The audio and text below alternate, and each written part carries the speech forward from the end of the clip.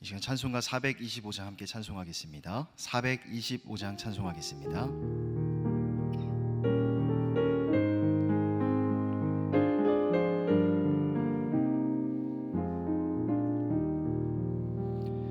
주님의 뜻을 이루소서. 고요한 중에 기다리니 진흙과 같은 날 빚으소.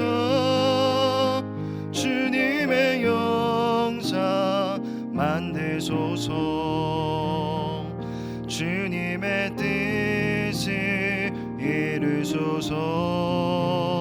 주님 발 앞에 엎드리니 나의 맘속을 살피시소. 눈보다 이게 하옵소서. 주님의 뜻을 이루소서.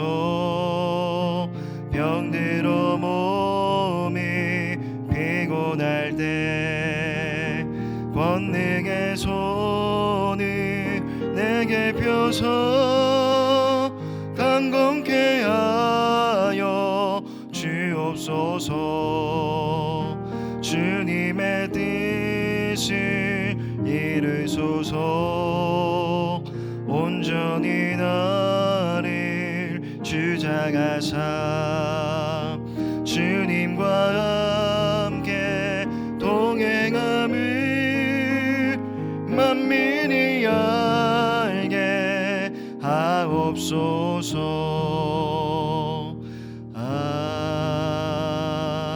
아멘. 이 시간 우리 마음을 주님께 올려드리시면서 신앙 고백 드리겠습니다. 전능하사 천지를 만드신 하나님 아버지를 내가 믿사오며 그 외아들 우리 주 예수 그리스도를 믿사오니 이는 성령으로 잉태하사 동정녀 마리아에게 나시고 본디오 빌라도에게 고난을 받으사 십자가에 못 박혀 죽으시고 장사한 지 사흘 만에 죽은 자 가운데서 다시 살아나시며 하늘에 오르사 전능하신 하나님 우편에 앉아 계시다가 저리로서 산자와 죽은 자를 심판하러 오시리라. 성령을 믿사오며 거룩한 공예와 성도가 서로 교통하는 것과 죄를 사하여 주시는 것과 몸이 다히 사는 것과 영원히 사는 것을 믿사옵나이다. 아멘. 찬송가 325장 찬송하겠습니다.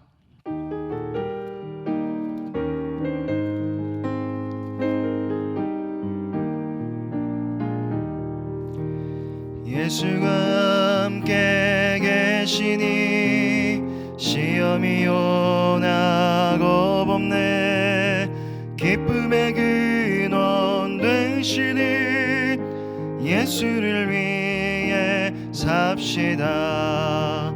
날마다 주를 섬기며 언제나 주를 기리고 그 사랑 안에 살면서 딴 길로 가지 맙시다. 이 세상 사는 동안에 주 이름 전파하면서 무한한 복나 주시는 예수를 위해 삽시다. 날마다 주를 섬기며 언제나 주를 기리고 그 사랑 안에 살면서 딴 길로 가지 맙시다. 이 세상 친구 없어도 예수는 나의 친구니 불의한 일을 버리고 예수를 위해 삽시다.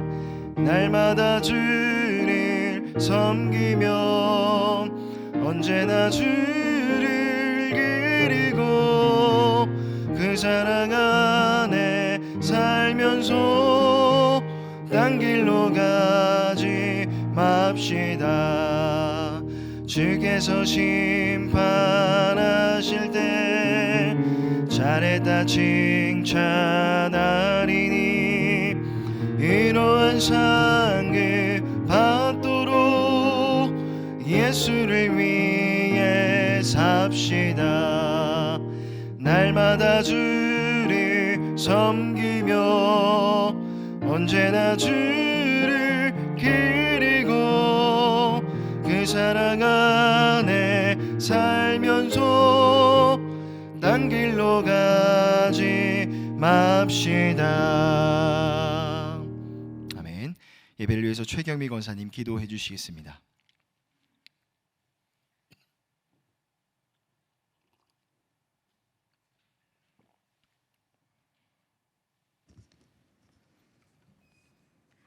좋으신 하나님 감사합니다. 우리를 긍휼히 여겨주시고 하나님을 아는 마음을 주셔서 주님을 찬양하게 하시니 감사합니다. 오늘도 예배의 자리를 기억하고 주의 보좌 앞으로 나와 마음과 뜻과 정성을 다해 예배하오니 찬양과 경배를 받아 주옵소서.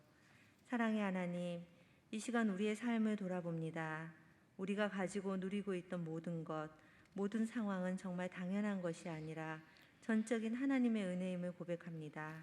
그러나 저희들은 하나님의 은혜 안에 있으면서도 그것을 잊고 살았던 적이 많습니다. 우리의 부족함과 이기심을 고백하오니 용서해 주시고 아버지의 한없는 사랑으로 품어주옵소서. 긍휼의 하나님, 이번 주 온 교회가 함께 감사와 소원의 삶으로 특별 새벽 기도회 중에 있습니다. 이 시간을 통해 온 세대가 주님의 얼굴을 구하며 주님을 가장 사랑한다는 고백을 드리기를 원합니다. 감사와 소명의 삶을 결단할 때 기쁨으로 감당하는 우리 홍성교회 되게 하옵소서. 지혜의 하나님, 내일 수능 시험 앞에 있는 우리 자녀들을 위해 기도합니다. 한 해 동안 진학을 위해 애쓰고 공부했던 우리 자녀들 참 힘들고 외로웠을 텐데 이제 모든 부담감을 내려놓고 오늘 밤은 편안하게 잠을 잘 잘 수 있도록 지켜주옵소서. 내일 공부한 것들이 기억이 잘 나게 하시고 최상의 컨디션으로 집중하여 시험 잘 치르기를 기도합니다. 눈물로 씨를 뿌린 한 해의 온이 기쁨의 단을 거두게 하옵소서. 주님, 우리 미래 세대들에게 여수와 같은 담대함이 있기를 원합니다. 주님이 주신 그 땅이 난공불락이라 할지라도 안악자손 같은 거대한 장애물이 있다 할지라도 두려워하지 않게 하시고 믿음으로 나아가게 하옵소서. 하나님이 각 자녀에게 주신 재능을 발견하고 자신의 영역에서 실력을 쌓으며 또 하늘의 자원을 누리며 하나님이 주신 그 땅에 마침내 승리의 깃발을 꽂는 여호수아 세대 되기를 간절히 기도합니다. 능력의 하나님, 이 시간 정태권 목사님께서 생명의 말씀을 전하십니다. 목사님께 성령의 능력과 충만함을 허락하옵소서. 말씀이 선포될 때 악한 것들이 떠나가게 하시고 두려움이 있는 자들에게 용기를 주시며 어려운 일들을 이기는 힘을 얻게 하옵소서. 생명의 양식으로 우리의 심령이 뜨거워지고 하나님 나라의 사명과 비전을 바라보는 우리 모두가 되게 하옵소서. 감사와 찬양을 올려드립니다. 예수님 이름으로 기도드립니다. 아멘.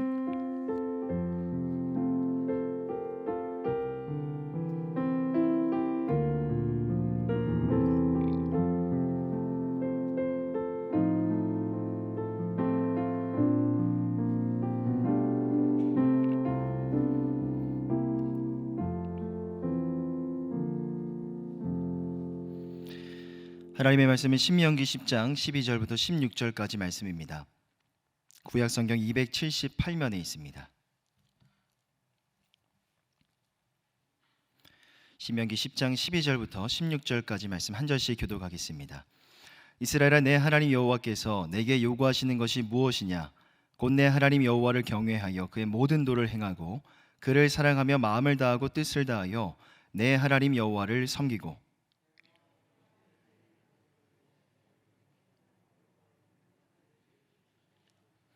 하늘과 모든 하늘의 하늘과 땅과 그 위의 만물은 본래 내 하나님 여호와께 속한 것이로되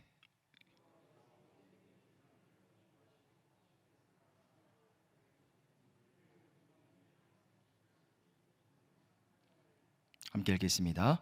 그러므로 너희는 마음의 할례를 행하고 다시는 목을 곧게 하지 말라. 아멘.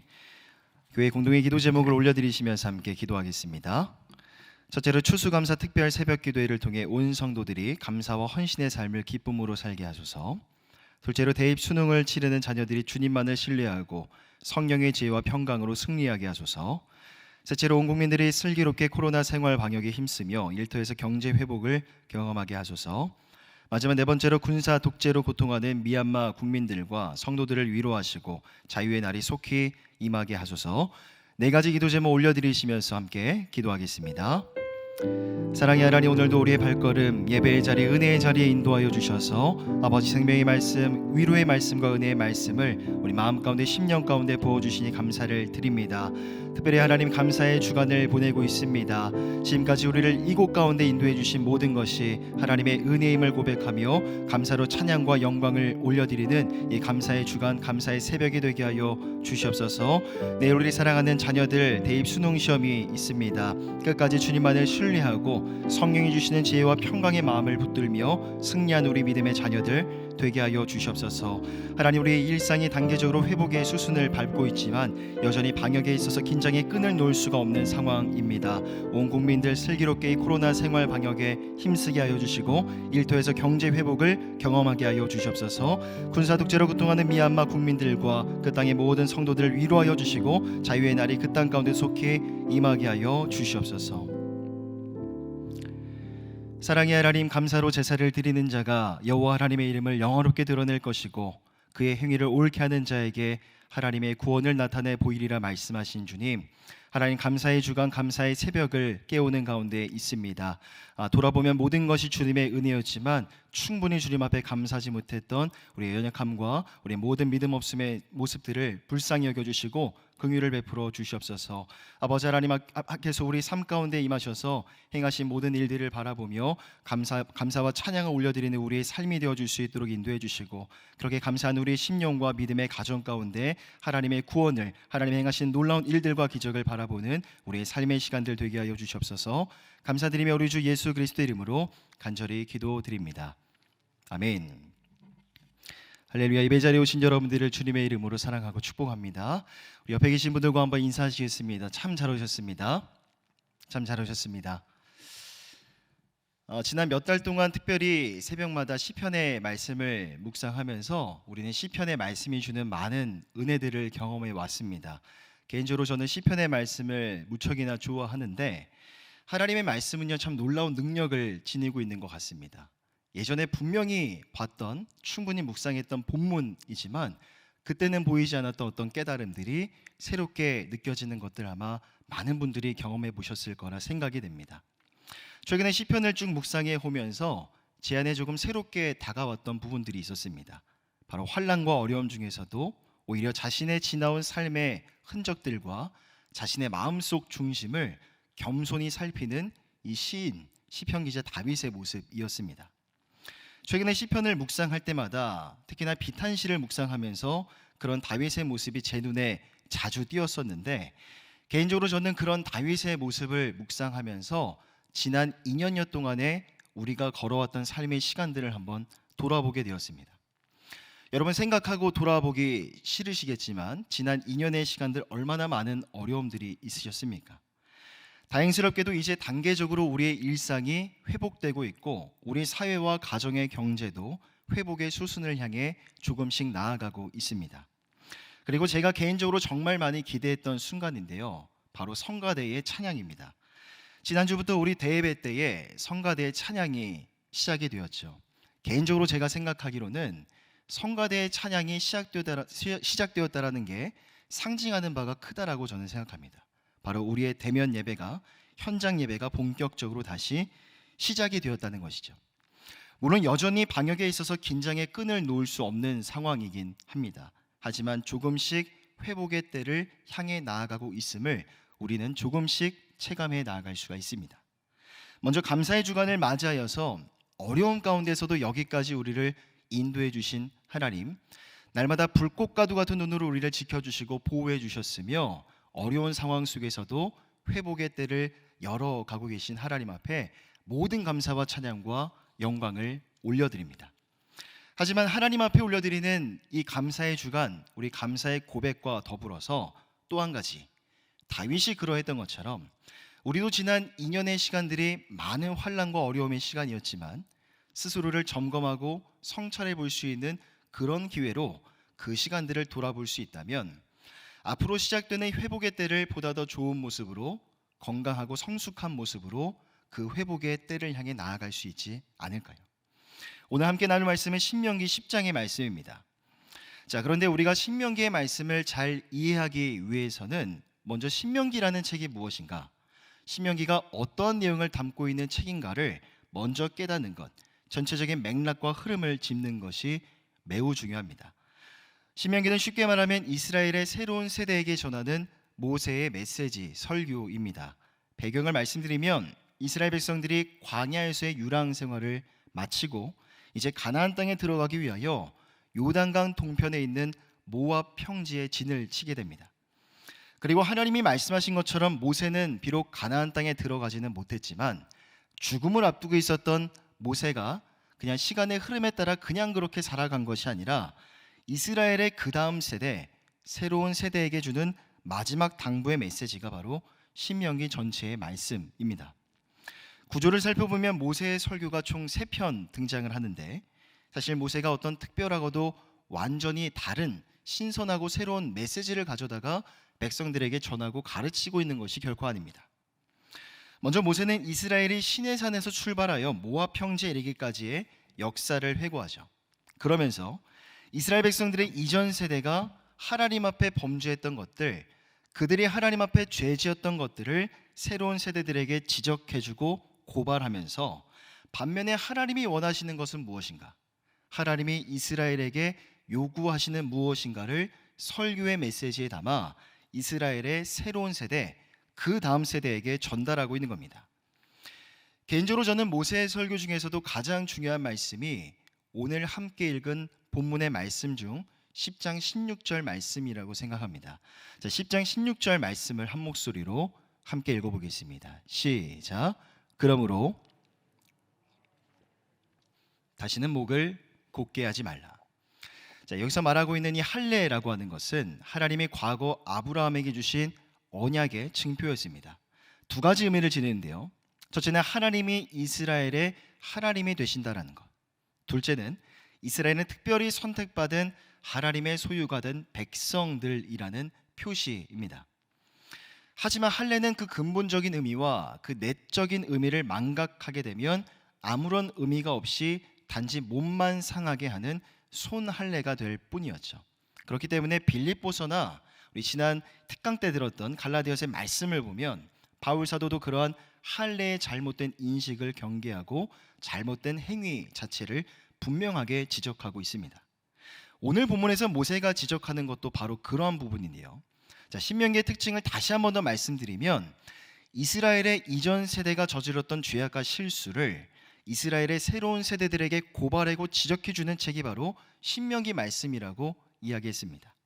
자, 그러기에 특별히 모세가 이스라엘의 새로운 세대들을 향해서 10장 16절에서 너희는 몸의 할례가 아니라 마음의 할례를 행하라 라고 말했던 것을 미루어 보았을 때 어쩌면 이스라엘의 이전 세대 백성들, 그들의 생각과 사고의 기저 가운데에는 할례에 대한 잘못된 오해가 있었던 것으로 보입니다. 예를 들면 이런 겁니다. 할례를 받기만 하면 가나안 땅에 들어갈 수 있다라는 것. 할례는 하나님의 택함 받은 백성의 표시이기 때문에 할례를 받기만 하면 하나님이 아브라함에게 약속하신 가나안 땅에 들어갈 수 있다라는 오해가 그들의 생각과 사고의 기적 가운데 깔려 있었던 것으로 보입니다. 하지만 하나님께서는 그렇지 않다라는 것, 할례를 받는다고 해서 다 가나안 땅에 들어가는 게 아니다라는 것을 가르쳐 주신 것이 바로 이스라엘의 광야 생활이었죠. 과거 이스라엘이 가데스 바네아라는 곳에 도착했을 때 그들은 가나안 땅을 살피기 위해 12명의 정탐꾼을 파송한 바가 있습니다. 그리고 정탐 후에 그들 내부에서 발생했던 불순종과 불신앙의 모습들 가운데 하나님이 몹시 실망하셨고 크게 진노하셨죠. 결국 이 가데스 바네아라는 지역에서 가나안까지 직선 거리로 하면요, 보통 일주일이면 갈 수 있는 충분한 거리였음에도 불구하고 하나님이 내리신 징계 때문에 여호수아와 갈렙을 제외한 이스라엘의 이전 모든 세대가 죽기까지 이스라엘 백성들은 바란 광야를 중심으로 38년이나 의미 없는 방랑 생활을 해야만 했습니다. 자, 그러니 모세는 이제 가나안 땅 입성을 목전에 두고 있는 이스라엘의 그 다음 세대들에게 당부를 하고 있는 겁니다. 제발 이전 세대들이 저질렀던 그 전철을 밟지 말고 그들의 죄악을 답습하지 말라라는 의미에서 마음의 할례를 행하라라는 설교의 메시지를 전했던 것이죠.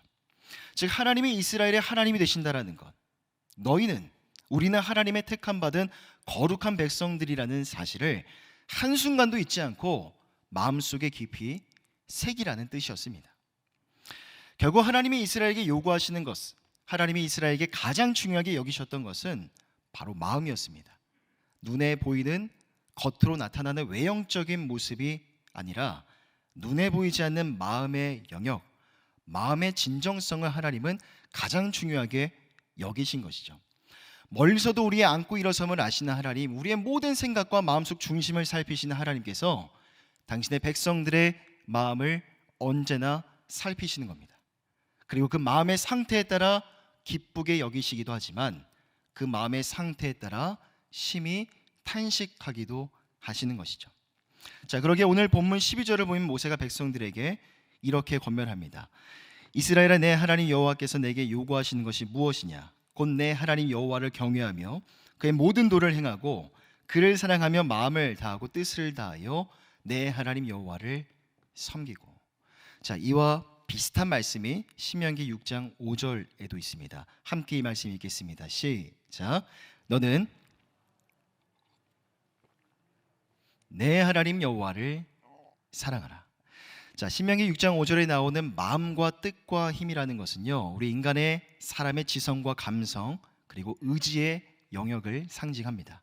결국 마음을 다하고 뜻을 다하고 힘을 다하여 여호와를 사랑하라는 이 말씀은 우리가 지닌 모든 능력으로 할 수 있는 모든 것을 다 동원하여 여호와 하나님을 사랑하라는 명령인 것이죠. 자, 그런데 문제가 하나 있습니다. 하나님이 나를 사랑하신다라고 했을 때 그 사실과 그 명제는 너무나 잘 알겠습니다. 말씀을 통해서도 우리가 설교 가운데 듣는 이 예배 가운데 듣는 설교의 메시지를 통해서도 하나님이 나를 사랑하신다라는 건 잘 알 수가 있죠. 또한 기도의 응답을 통해서도 하나님이 우리의 간절한 기도 가운데 응답해 주셨을 때 하나님이 살아계시는구나, 하나님이 나를 무척이나 많이 사랑하시는구나 라는 것을 우리는 알 수가 있습니다. 하지만 반면에 내가 하나님을 사랑해야 한다라고 했을 때 때로는 그 말이 조금은 모호하게 들릴 때가 있죠. 왜냐하면 우리는 그 방법을 좀 어려워하기 때문입니다. 도대체 무엇이, 과연 어떻게 하는 것이 하나님을 사랑하는 방법일까? 자, 구약 성경을 읽다 보면 구약 성경이 지니고 있는 특징 중에 이러한 특징이 하나 있습니다. 바로 동일한 의미를 표현하는 방식인데 비슷한 개념의 단어를 동격으로 연결하면서 반복적으로 표현하여 기록하는 것입니다. 예를 들면 이런 말씀이 있습니다. 출애굽기 20장 6절을 보면 이렇게 말씀하죠. 나를 사랑하고 내 계명을 지키는 자에게는 1000대까지 은혜를 베푸느니라. 자, 또 하나의 말씀 느헤미야 1장 5절입니다. 이르되 하늘의 하나님 여호와 크고 두려우신 하나님이여 주를 사랑하고 주의 계명을 지키는 자에게 언약을 지키시며 긍휼을 베푸시는 주여 간구하나이다. 여러분, 제가 이 두 가지 사례로 보여드린 말씀, 이 구절 속에서 공통점을 발견하셨습니까? 동일하게 나타나는 특징이 있죠. 바로 하나님을 사랑하는 것과 그의 계명을 지키는 것이 연달아 표현이 되면서 이 두 가지의 개념을 거의 같은 의미로, 같은 수준의 의미로 설명하고 있는 겁니다. 자, 그런데 이와 같은 양상이 신약 성경에도 또다시 나타납니다. 요한복음 14장 15절과 21절입니다. 너희가 나를 사랑하면 나의 계명을 지키리라. 21절입니다. 나의 계명을 지키는 자라야 나를 사랑하는 자니 나를 사랑하는 자는 내 아버지께 사랑을 받을 것이요 나도 그를 사랑하여 그에게 나를 나타내리라. 신약 성경에서는 조금 더 구체적으로 말씀하고 있죠. 하나님을 사랑하는 자도 하나님의 계명을 지키는 자인데 그렇게 하나님의 계명을 지키는 자에게 하나님은 자신을 나타낼 것이다라고 말씀합니다. 자, 종합해 보면 결국 우리가 하나님을 사랑할 수 있는 구체적인 방법은 무엇이겠습니까? 바로 하나님의 말씀과 계명을 존중하고 그 계명을 지켜 순종하는 것입니다. 결국 모세가 이스라엘의 새로운 세대를 향해서 선포하고 있는 그의 설교 가운데 가장 중요한 핵심, 모세가 백성들에게 진짜 하고 싶었던 임팩트 있는 그 메시지는 바로 이것입니다. 하나님의 말씀과 계명을 마음 다하여 존중하고 또한 순종하라는 것이죠. 이스라엘의 이전 세대는 불순종하여 하나님께 징계를 받았지만 제발 그들의 죄악과 과오를 반복하지 말고 하나님의 말씀에 순종하고 그를 사랑할 때 누릴 수 있는 축복이 있으니 그 은혜와 축복을 마음껏 누리라는 겁니다. 자, 그러기에 오늘 본문의 13절에도 보면 이렇게 말씀하죠. 13절 함께 읽겠습니다. 시작. 내가 여호와의 명령과 규례를 지킬 것이 아니냐. 여러분 10장 13절에 따르면 우리 하나님은 어떠한 하나님이실까요? 바로 우리의 행복을 위하시는 분이십니다. 당신의 백성들의 행복과 평안을 위하시는 분이시죠.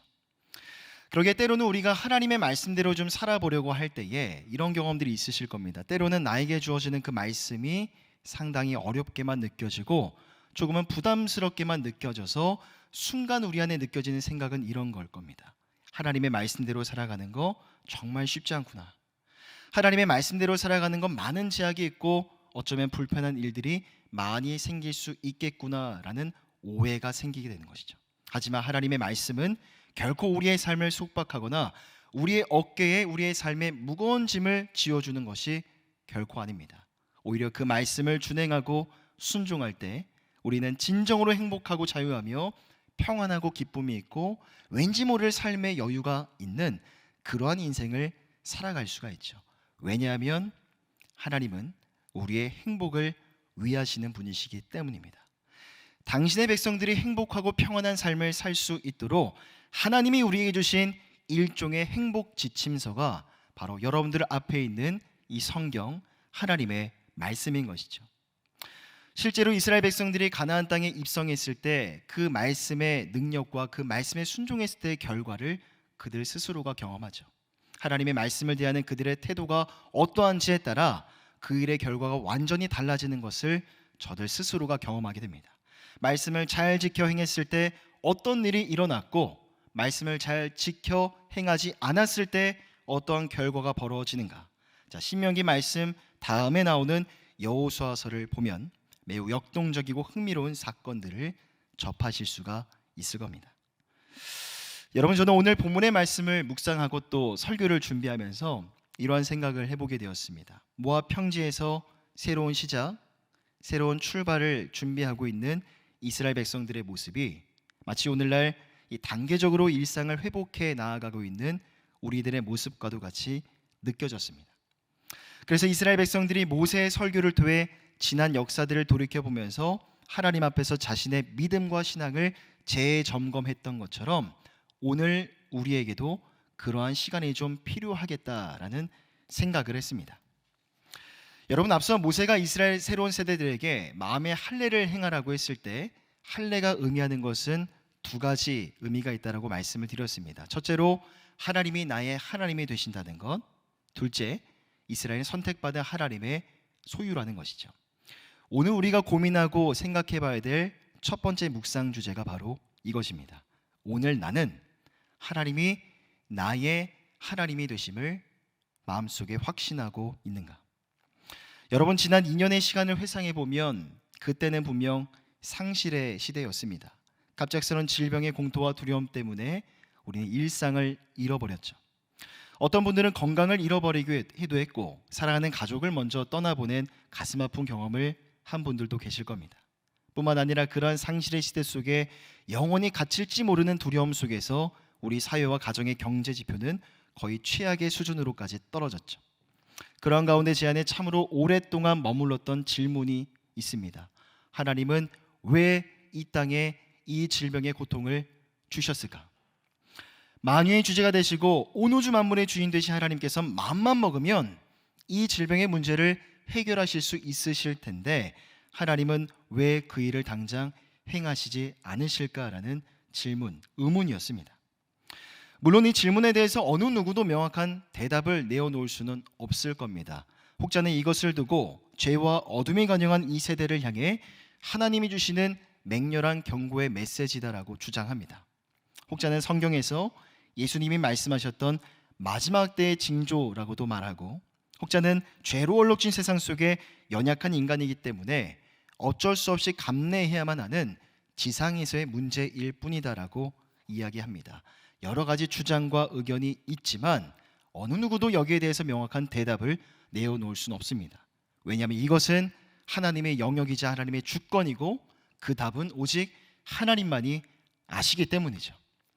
하지만 최소한 오늘 우리의 삶 속에서 우리가 많은 것들을 현재 깨달을 수는 없을지라도 오늘 우리가 믿고 신뢰해야 될 것은요, 바로 하나님의 구속 사역 가운데 결코 우연은 한순간도 없다라는 겁니다.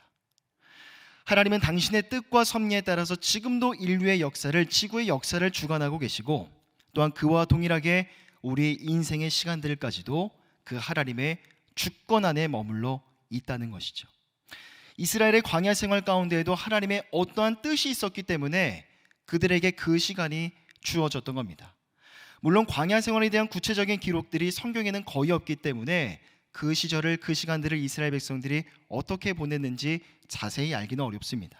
하지만 그들의 광야 생활에는 징계라는 하나님의 분명한 뜻이 있었습니다. 그러므로 그 징계 시간 안에서 이스라엘 백성들이 회개할 것이 있다면 하나님 앞에 회개를 하고, 여전히 자신들에게 주어진 가나안 땅을 향한 언약은 남아 있으니 계속해서 그 언약을 기대하며 소망하며 약속의 땅을 향해 나아가는 것이 바로 하나님이 이스라엘 백성들에게 기대하셨던 모습이지 않겠습니까? 그러기에 현재 우리가 단계적으로 일상을 회복해 나아가는 이 과정 속에서 우리도 우리의 지난 2년 동안의 시간을 잘 이해하고 해석하는 작업이 너무나 중요합니다. 단순히 살다 보니 별일이 다 있었다라고, 인생을 살다 보니 이런 일도 있고 저런 일도 있는 거지라고 치부할 것이 아니라, 언제 다시 우리는 과거의 일상을 회복할 수 있을까 막연한 기다림이 아니라 하나님의 뜻과 섭리 안에서 지난 2년의 시간들을 돌아보는 겁니다. 먼저 하나님의 어떠한 뜻이 있어 이 고통의 시간을 주셨음을 인정하고, 하나님이 그렇다면 오늘 이 시대 가운데 말씀하시는 것은 무엇일까? 이 시대를 통해서 하나님이 지금 나에게 말씀하시고자 하는 하나님의 그 특별하신 뜻은 무엇일까를 탐구하며, 혹여나 그 과정 속에서 내가 깨닫는 교훈들이 있다면 하나씩 하나씩 모아다가 정리해 놓는 겁니다. 그리고 그렇게 깨달은 것들을 가지고 오늘 내 삶에 있어서 실천 가능한 것들을 적용할 수 있다면, 조금씩 변화와 성숙을 향해 내 삶이 그렇게 나아갈 수 있다면, 그것이 바로 하나님이 오늘 우리에게 기대하시는 우리의 삶의 모습이지 않겠습니까? 개인적으로 저는 이 시대를 바라보는 미국의 존 파이퍼 목사님의 관점에 적극 동감을 하는데, 존 파이퍼 목사님은 이 코로나19로 말미암은 이 시대를 향해서 이렇게 진단합니다. 코로나라는 질병을 하나님의 천둥 소리로 여기며 세상의 통치자들을 비롯하여 이 땅의 모든 이들이 회개의 자리로 나아가야 합니다라고 이야기했습니다. 전능하신 하나님께서 특별히 이때의 질병의 문제를 허락하신 분명한 어떠한 목적과 뜻이 있을 터이니 그 뜻이 무엇인지를 살피고 회개하며 그리스도의 무한한 가치에 다시금 삶을 재정렬하라는 하나님의 우레와도 같은 신호라는 겁니다. 여러분, 특별히 우리는 이 한 주 동안 새벽을 깨우며 이 감사의 고백을 하나님 앞에 올려드리고 있습니다. 특별히 이 감사의 주간, 이 감사의 새벽에 우리는 하나님 앞에 무엇을 감사할 수 있을까요? 물론 감사의 이유를 찾아본다고 했을 때 여러 가지 많은 이유들이야 있겠지만, 그 중에서도 가장 먼저 역설적으로 지난 2년의 시간들을 돌아보시면서 고난의 시간을 우리 가운데 허락해 주신 하나님 앞에 감사를 올려드리시는 저와 여러분들이 되셨으면 좋겠습니다. 왜냐하면 그 고난의 시간이 있었기 때문에 우리는 이 시대를 향한 우리의 가정과 우리의 일터와 우리의 삶과 우리 개인을 향한 하나님의 선하신 뜻이 무엇인지를 깨달았기 때문입니다. 우리의 허물과 우리의 연약함을 깨달았고요. 또 회개할 수 있는 기회가 우리 가운데 주어졌기 때문에 우리는 감사할 수가 있는 것이죠. 그 안에서의 깨달음과 통찰 때문에 우리는 새로운 시작과 새로운 출발선상 위에서 어제와 다른 오늘을, 어제와 다른 내일을 소망할 수 있기 때문에 이 감사의 주간, 이 감사의 새벽에 우리는 하나님 앞에 감사를 고백할 수 있는 것입니다. 이 감사의 주간과 감사의 새벽에 고난의 시간을 통해 하나님이 이 시대와 우리 교회 그리고 나 자신에게 주시고자 하는 그 뜻이 무엇인가, 계속해서 그 하나님의 뜻에 주목하시고 그 깨달음 가운데 다시 한번 여러분들의 마음과 생각을, 여러분들의 삶의 모든 시간들을 재정비하시는 은혜가 있으시기를 바랍니다. 자, 두 번째로 우리가 고민해 봐야 될 묵상 주제는요, 마지막 두 번째 주제는 이것입니다. 오늘 나는 하나님만을 예배하고 하나님 말씀 앞에 서 있는가. 자, 다시 한번 더 정리해 보면 모세가 이스라엘의 새로운 세대들을 향해서 마음의 할례를 행해라라고 했을 때, 자, 할례가 의미하는 건 두 가지라고 했죠. 하나님이 나의 하나님 되심을 인정하는 것과 이스라엘은 선택받은 하나님의 소유된 백성이라는 것. 자, 이스라엘이 하나님의 택함을 받은 하나님의 소유가 된 백성이라면 이제는 그 하나님만을 예배하고 그 말씀과 계명에 순종해야 될 책임과 의무가 하나님의 백성들에게 주어지게 되는 겁니다. 자, 그렇기 때문에 모세도 그러한 책임과 의무의 선상에서 이스라엘의 그 다음 세대들에게 마음을 다하여 하나님만을 섬기고 예배하며 그의 명령과 규례를 지켜 행하라 명령했던 것이죠. 자, 그런데 15절에 나오는 이 택하다라는 단어를 우리가 조금 더 주목해 보기로 합니다. 자, 택하다라는 단어의 원어인 바하르라는 단어를 살펴보면요, 택함 받은 백성이 정말 모든 것을 다하여서 목숨을 다 바쳐서 감당해야 될 그 일이 무엇인가를 이 단어의 뜻을 깊이 살펴보면 좀 더 깊이 깨달을 수가 있습니다. 사실 이 바하르라는 단어는요, 단순히 누가 누구를 선택을 했고 누가 누구에게 선택을 받았는지 선택의 행위 자체를 강조하는 단어가 아닙니다. 대신 목적의 의미가 강하죠. 어떠한 직무나 사명이 있었기 때문에 택함을 받았다는 것, 택함 받은 어떠한 목적을 강조하는 데 쓰이는 단어가 이 바하르라는 단어입니다. 자, 그러게 이스라엘이 하나님께 특별한 민족으로 택함을 받은 어떠한 분명한 이유와 목적이 있는데 우리는 그것을 사명이라고 말합니다. 장차 이 땅에 오실 메시아 예수 그리스도가 태어나게 하실 그 민족이 되기 위하여 하나님은 이스라엘을 특별한 민족으로 선택을 하셨죠. 그와 더불어 세상을 향해 하나님의 무한한 영광을 드러내게 하고 세상을 거룩한 모습으로 변화시키시는 수단으로서 하나님은 이스라엘을 특별한 당신의 선민으로, 특별한 민족으로 택하셨던 겁니다. 자, 그런데 그 사명은 오늘날 또 다른 시대를 살아가고는 있지만 동일하게 하나님의 백성으로 부름받은, 택함받은 저와 여러분들에게도 똑같이 해당이 됩니다. 자, 그러게 왜 우리가 하나님을 예배하고 왜 하나님의 말씀과 계명에 순종해야 되는가? 택함받은 백성이기 때문에, 하나님께 창조함을 받은 피조물이기 때문에 그렇게 해야 되는 이유도 있지만, 폐역하고 어두운 이 세상을 잘 분별하고 그 세상을 변화시켜야 될 특별한 사명이 바로 우리에게 주어져 있기 때문에 그 일을 잘 감당하기 위해서라도 우리는 똑바로 바라봐야 되는 겁니다. 온 세상의 주인이 누구인지, 창조 되시는 하나님, 온 땅의 주인 되시는 그 주님만을 예배해야 되고 진리 되시는 하나님의 말씀을 언제나 늘 가까이 해야만 하는 것이죠. 오늘날 우리가 살아가는 시대를 두고 많은 사람들은요, 이렇게 정의합니다. 뉴 노멀 시대라고 정의를 합니다. 자, 뉴 노멀이라는 이 단어는요, 말 그대로 시대의 변화에 따라 새롭게 떠오르는 기준 혹은 표준을 뜻하죠. 자, 풀어서 제가 다시 설명드리면, 과거에는 분명 비정상적으로 여겨졌던 어떤 상황들이 있는데 그것이 어떠한 계기들로 말미암아 이제는 정상의 수준에 오르게 되고, 그렇게 과거에는 비정상이었던 것들이 어느새 일반화되어버린 그런 상황을 지칭하는 표현입니다. 자, 뉴 노멀 시대 그리스도인이라는 책을 보니까요, 하나님을 떠난 세대의 네 가지 특징을 이렇게 정의합니다. 첫째로, 하나님을 알되 예배하지는 않는다. 둘째, 하나님의 창조 섭리에 역행하는 일을 한다.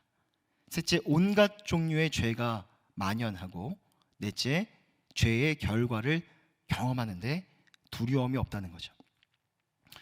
여러분, 우리가 살아가고 있는 세대는 절대적인 진리를 거부하는 세대입니다. 그 안에 살아가는 대다수의 사람들은 기독교가 말하는 주장하는 하나님을 부인하지는 않아요. 하지만 기독교가 말하는 그 하나님이 절대적이고 유일한 하나님이라고 했을 때 적극 동감하지 않습니다. 오히려 그 하나님이 도대체 나와 무슨 상관이 있느냐 반문을 합니다. 기독교의 하나님을 유일한 하나님으로 인정하지 않으니 더 이상 하나님을 예배하지 않고 하나님의 말씀도 거부합니다. 그러기에 성경은 분명 죄라고 말씀하는 것들이 있는데 자유와 인권이라는 포장지로 그럴듯하게 감싸버립니다. 계속해서 하나님의 창조 질서에 역행하는 여러 가지 반기독교적인 사상과 법, 제정들도 난무하게 되는 것이죠. 하지만 더 큰 문제는 이처럼 하나님의 질서와 창조 질서에 역행하는 비정상적인 일들이 어느새 우리의 일상생활 속에도 깊이 뿌리를 내리기 시작했다는 겁니다. 그리고 과거에는 비정상적이었던 것들이 이제는 정상으로서의 전환을 계속해서 시도하고 있다는 것이죠. 그러기에 이 시대를 살아가면서 우리에게는 이 시대의 특징을 분별할 수 있는 옳고 그름을 분간할 수 있는 올바른 능력이 필요한 것입니다. 그렇다면 그 능력을 어떻게 지닐 수 있을까? 야고보서 1장 27절입니다. 함께 한 목소리로 읽어보겠습니다. 시작. 더러움이 없는 경건은 곧 고아와 과부를 그 환난 중에 돌보고 또 자기를 지켜 새 속에 물들지 아니하는 그것이니라. 여러분이 시대를 분별할 수 있는 능력은요, 바로 우리 스스로가 먼저 새 속에 물들지 않으려고 하는 노력에서부터 비롯됩니다. 그럼 새 속에 물들지 않도록 나 자신을 지킬 수 있는 그 도구는 무엇일까? 바로 하나님의 말씀입니다. 많은 사람들은 말합니다. 이제는 새로운 기준과 표준이 나타났으니 과거의 것들은 잊어버리고 새로운 시대에 적응해야 된다라고 이야기를 합니다. 하지만 그 말은 틀린 말입니다. 사실이 아니죠. 아무리 시대가 빠른 속도로 급변하는 가운데 있다 해도 변화되는 것을 분별할 수 있는 절대적인 기준은 바로 영원히 변하지 않는 영원한 진리가 되시는 하나님의 말씀뿐이기 때문입니다. 이사야 40장 8절을 보면 이렇게 말씀합니다. 풀은 마르고 꽃은 시드나 우리 하나님의 말씀은 영원히 서리라 하라. 그러기에 그 영원한 진리의 말씀을 내 삶의 기준으로 삼아 우리는 이 시대를 분별할 줄 알아야 합니다. 또한 이 시대의 옳고 그름이 무엇인지를 분간하고자 하는 노력을 한시도 게을리해서는 안 되는 것이죠. 여러분, 하나님은 우리가 말씀에 대한 확신으로, 말씀에 대한 진리로 이 시대를 분별하며 살아가길 원하십니다. 말씀에 대한 확신으로 절대 진리를 부인하는 세상 속에서 절대 진리를 변증해 나아가는, 복음의 진리를 굳건하게 지켜나아가는 삶을 살길 원하세요. 다른 어떤 동기가 아니라 말씀에 대한 확신과 명령 때문에 고아와 과부와 나그네 원수를 사랑하길 원하시고, 말씀에 대한 믿음과 확신 때문에 여전히 이 세상에 많은 인생의 문제들이 있지만 그 말씀이 우리에게 약속하신 저 하나님의 나라를 바라보며 끝까지 인내하고 견디는 삶을 살아내기를 원하십니다. 하지만 지난 2년의 시간을 돌아보면요, 앞서 저는 그 시간을 상실의 시대라고 말씀을 드린 바가 있는데, 어쩌면 하나님을 예배하는 자리와 그 시간, 그리고 내가 하나님의 말씀 앞에 대면하는 그 은혜의 시간들을 여러분 많이 상실해 오지는 않으셨습니까? 그리고 하나님을 예배하는 그 시간과 하나님의 말씀을 보고 내가 기도해야 될 그 시간에 다른 어떤 세속의 일들과 세상의 유흥의 일들을 즐기는 또 다른 습관들이 대신 그 자리를 차지하고 있지는 않으십니까? 이제는 돌아보아야 될 때입니다. 왜냐하면 정말로 앞으로 우리가 살아갈 우리의 세상은, 우리의 시대는 만만치 않은 시대이기 때문이죠. 녹록치 않은 세상이기 때문입니다. 제대로 대비를 하지 않고 하나님의 말씀과 진리 안에 내가 붙들려 있지 않으면 이 세상을 변화시키지 못하는 것뿐만 아니라 우리는 금세 이 세상의 죄악 가운데 녹아들 수 있는 연약한 존재들이기 때문이죠. 그러기에 여러분들의 삶을 돌아보셨을 때 예배의 시간, 예배의 자리를 상실해 가고 있으시다면, 하나님의 말씀 앞에 서는 경건의 시간도 상실해 가고 있으시다면 이제는 다시 회복하셔야 될 때입니다. 오늘 제 목소리는 굉장히 좀 좋은 상태이지만 사실 최근에 목 상태가 굉장히 안 좋았습니다. 감기에 걸린 줄 알고 약을 한 2주 동안 먹었는데도 낫질 않더라고요. 그래서 알고 보니 자세히 검사를 해보니까 역류성 후두염이라는 병에 걸렸었습니다. 제가 왜 이 처음 걸린 병인데 이 역류성 후두염에 왜 걸렸는가 병원에 가서 이제 진찰을 받고 저희 생활 패턴을 이렇게 돌아보니까 그럴 수밖에 없는 생활 습관들이 있더라고요. 평소에 저희 가정은 아이들을 재우고 나면 조금 쉴 수 있는 한두 시간의 시간이 좀 남습니다. 그래서 그 시간에 주로 아내와 늦은 식사를 하고요. 또 오늘 같은 수요일이나 금요일 같은 경우는 사역을 마치고 집에 가면 여지없이 뭔가를 주워 먹고 그냥 잠자리에 듭니다. 운동을 할까요, 안 할까요? 운동을 거의 안 했습니다. 최근 몇 년 동안 조금도 움직이지 않고 먹고 자고를 몇 년간 반복했던 것 같습니다. 너무나 부끄러운 저의 모습이죠. 이러다가 정말 안 되겠다 싶어서 조금씩 운동을 시작하게 했습니다. 될 수 있는 대로 많이 걸었고 집에서 할 수 있는 만큼 근력 운동도 좀 시작을 했고요. 잠자기 3시간 전에는 아무것도 먹지 않고 잠자리에 들고 있습니다. 자, 그렇게 제가 한 2주 동안을 그렇게 보냈는데 제가 어떤 경험을 했냐면 아침이 달라지는 것을 경험했습니다.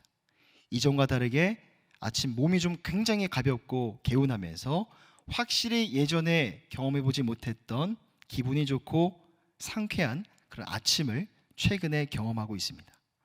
사실 오늘 수요 예배를 섬겨야 되기 때문에 목소리를 많이 걱정했습니다. 하지만 목 상태도 많이 회복이 되어서 찬양할 수 있고 여러분들에게 말씀을 전할 수 있게 된 것도 참으로 감사한 일입니다. 여러분, 우리의 삶을 돌아보면 우리의 몸을 망가뜨리는 나쁜 습관들이 있죠. 그 습관들을 끊어내야만 몸이 건강해질 수 있습니다. 여러분, 돌아보면 우리의 영혼을 망가뜨리는 나쁜 바르지 않은 습관들이 있을 겁니다. 그 습관도 끊어내야만 우리의 영혼도 건강해질 수 있습니다. 지난 2년을 돌아보면 우리의 예배와 교회 사역을 둘러싼 적지 않은 변화가 있었던 것이 사실입니다. 물론 그 가운데 나도 내 믿음과 내 신앙을 지키기 위해서 많은 노력을 하셨겠지만 사실 우리의 믿음과 신앙이 많이 위축될 수밖에 없었던 것이 사실이죠. 그런데 그런 와중에 내가 하나님을 예배하기 위하여 주일 성수를 하려 하는데, 내가 하나님의 말씀 앞에 나아가려고 하는데 자꾸만 그것을 방해하는 어떤 잘못된 습관들이 어느새 일상 깊은 자리까지 뿌리 내리지는 않으셨습니까? 여러분, 그것을 발견하신다면 이제는 단호하게 끊어내는 은혜가 있으시기를 바랍니다. 부디 예배의 자리를 회복해 나아가시고 또한 세속으로부터 나 자신을 지켜낼 수 있는 경건의 시간까지도 조금씩 회복해 나아가시기를 바랍니다. 그래서 그때 주어지는 하나님의 말씀 안에서 영원히 변하지 않는 하나님의 영원한 진리가 무엇인지를 발견하시고 그 불변의 진리를 기준으로 삼아 급변해가는 이 세상을 분별하시는 지혜로운 성도님들 다 되시기를 바랍니다. 또한 마지막 13절의 말씀처럼 우리 주님은 여러분들의 우리의 행복을 위하는 분이십니다. 여전히 이 세상은 살아가기 어렵고 힘들지만 때마다 일마다 우리의 행복을 위해서 말씀으로 힘을 주시고 능력을 주시는 그 하나님의 함께하심 때문에 그래도 이 세상은, 이 나그네 길은 살아갈 만한 곳입니다. 한 번도 가보지 않은 내일의 시간이지만 하나님은 언제나 말씀으로 나와 그리고 우리의 가정과 교회가 나아갈 길을 인도해 주시고 필요한 힘과 지혜와 능력도 부어주실 줄 믿습니다. 그렇게 행하실 주님을 바라보시면서 감사와 찬양으로 하나님을 예배하시는 이 감사의 주간, 감사의 새벽이 되시기를 주님의 이름으로 간절히 부탁드립니다. 기도하겠습니다. 사랑의 하나님 아버지, 시간 말씀을 통하여 겸손히 우리의 지나온 시간들과 우리 마음의 중심을 돌아보게 하시니 감사를 드립니다. 이 시간 하나님의 말씀 앞에서 내가 낮아지고 내가 겸손해진 만큼이나 앞으로 우리에게 주어질 내일의 시간 속에서 계속해서 변화와 성숙의 삶을 살아가는 우리 서롱송의 모든 성도들 다 되게 하여 주시옵소서. 감사드리며 우리 주 예수 그리스도의 이름으로 간절히 기도드립니다. 아멘. 우리 함께 찬송가 539장 함께 찬송하겠습니다. 539장.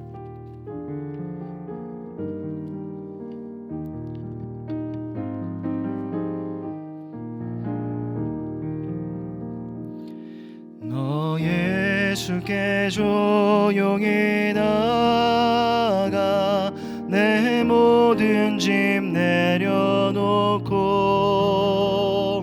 주 십자가 사랑을 믿어 죄사함을 너 받으라. 주 예수께 조용히 나가 내 마음을 쏟아놓으라. 너를 미리 보시는 주님 그네 나를 베푸시. 4절 고백하겠습니다. 너 주님과 사귀어 살면 새 생명이 넘치리라. 주 예수를 찾는 이 앞에 참 밝은 빛 비추어라. 주 예수께 조용히 나가 내 마음을 쏟아놓으라. 너를 미리 보시는 주님 그는 나를 베푸시니. 이 시간을 위해 기도하며 나아갈 때 특별히 감사의 주간을 보내고 있습니다. 우리가 주님 앞에 나아가 무엇을 감사할 수 있겠습니까? 지난 2년의 시간들을 돌아볼 때 힘들고 어려운 고난의 시간이었지만 우리는 그 시간을 통해서 하나님이 이 시대와 우리 교회와 우리 가정을 향한, 내 삶을 향한 하나님의 뜻이 무엇인가를 말씀해 주셨습니다. 회개의 자리로 나아갈 수 있음에 감사가 되고, 또 그 자리에서 깨달은 것들을 가지고 변화와 성숙의 삶을 살아갈 수 있게 된 것도 감사의 이유가 됩니다. 그 감사의 기도를 주님 앞에 올려드리시고, 또한 우리가 앞으로 살아갈 세상은 만만치 않은 세상입니다. 절대 진리를 부인하는 세상 속에서 우리는 절대적인 진리를 지켜내고 복음의 진리를 전해야 되는 입장 가운데 있습니다. 그러기에 하나님, 우리 가운데 지혜가 필요합니다. 능력이 필요합니다. 하나님 말씀을 통하여서 영원히 변하지 않는 그 하나님의 진리의 말씀, 아버지, 그 진리 가운데 우리가 굳건하게 설 수 있도록 인도해 주시고, 그 말씀의 진리를 가지고 이 세상과 동화되어 살아가는 것이 아니라 세상을 변화시키는 이 세상의 능력 있는 그리스도인들 되어줄 수 있도록 인도하여 주시옵소서. 우리 주시한 말씀 붙들고 함께 통성으로 기도하며 나아가겠습니다. 사랑과 은혜가 풍성하신 하나님, 아버지 하나님, 감사의 주간을 보내고 있습니다. 아버지, 지난 시간들 힘들고 어려운 시간들이었지만 우리의 삶을 여기까지 인도해 주심에 감사의 고백을 올려드립니다. 아버지 하나님, 앞으로도 우리의 삶을 붙들어 가시고 아버지 의와 진리의 길 가운데 이끌어 가실 주님을 바라보며 미리 감사로 하나님을 찬양하고 예배하는 이 한 주간이 되게 하여 주시옵소서. 아버지 하나님, 또한 고난 속에서도 우리의 교회와 이 시대와 우리의 삶을 향한 하나님의 선하신 뜻을 깨닫게 하시니 감사를 드립니다. 아버지, 그 깨달음과 교훈들을 잘 모아 정리하여서 우리의 삶에 적용하고 실천하여 아버지 변화와 성숙의 삶을 향해 나아가는 우리의 삶이 되어줄 수 있도록 인도하여 주시옵소서. 하나님도 오늘 우리가 살아갈 세상은 녹록지 않은 세상입니다. 절대 진리를 부인하는 세상 속에서 우리는 그 진리를 전하고 선포해야 되는 그런 상황 가운데 있습니다. 하나님 말씀의 지혜가 필요합니다. 능력이 필요합니다. 용기와 담대함이 필요합니다. 날마다 우리의 삶의 성령이 충만한 은혜와 능력으로 함께하여 주셔서 이 세상 많은 것들이 변한다 할지라도 그 변하는 것들을 아버지 하나님 분별할 수 있는 기준이 하나님의 영원한 진리의 말씀 우리 마음 가운데 분명한 무기로 삼아 이 세상을 변화시키고 이 세상 아버지 하나님 이끌어 나아갈 수 있는 우리 사랑하는 모든 소소한 성도들 되어줄 수 있도록 하나님 인도하여 주시고 주님 붙들어 주시옵소서. 사랑과 은혜가 풍성하신 하나님, 오늘도 은혜를 사모하는 마음을 우리 안에 주셔서 예배 자리 가운데 발걸음을 인도해 주시고 말씀 앞에 겸손히 나아가게 하시니 감사를 드립니다. 아버지, 날마다 주님의 말씀 앞에 나아가 낮아지고 겸손해지는 만큼이나 아버지, 우리의 살아갈 앞으로의 모든 시간들 변화와 성숙의 삶을 향해 나아가는 우리의 인생이 되어줄 수 있도록 하나님 인도하여 주시옵소서. 아버지 하나님, 감사의 주간을 보내고 있습니다.